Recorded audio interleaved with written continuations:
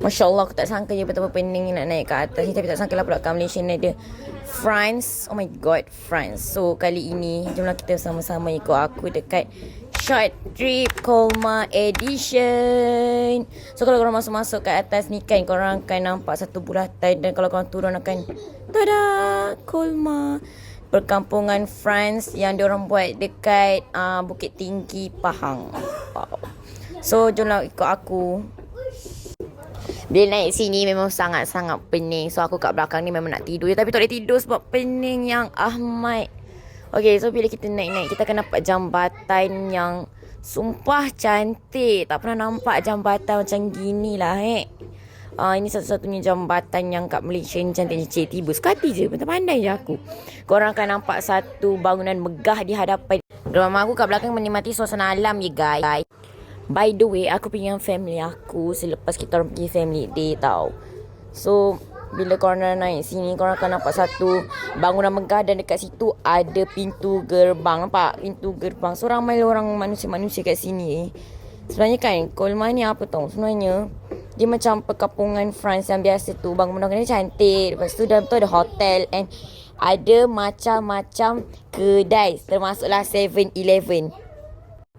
Dan bukan itu saja ya, segala peralatan seperti di France pun ada. Nampak? Bas tu kena naik, bayar mahal ya, mahal, kena bayar. Benda-benda kat atas ni semuanya harga kayangan.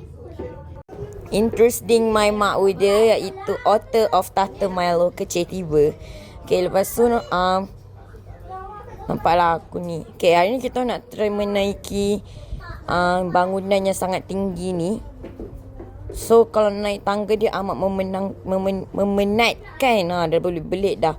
Memenatkan ada 4 tingkat. Jadi berapa banyak tangga pun aku naik aku tak tahulah sebab terlampau tinggi. Aku lajukan je lah 2 kali laju sebab tinggi sangat. So video ni agak lama kalau aku nak tunjuk. So bila nak sampai ke dekat 3 ni, nampaklah muka kepenatan aku. Rambut pun dah tak terus. Ni Yusof, comel-kan Yusof.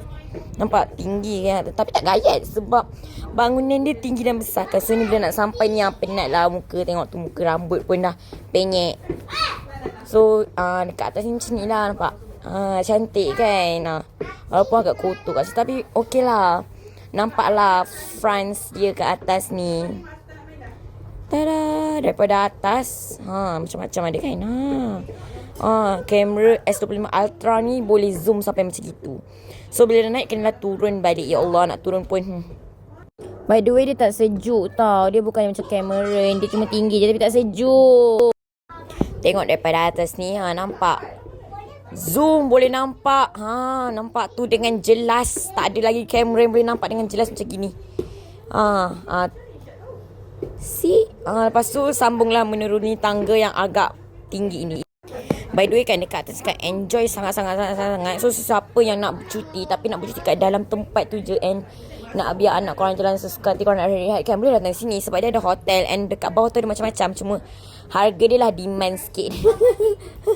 Dan kita dah sampai dekat sini. Okay, dia ada 1-2 tempat kita nak pergi first tapi mahal sangat. So kita nak pergi kat sini je.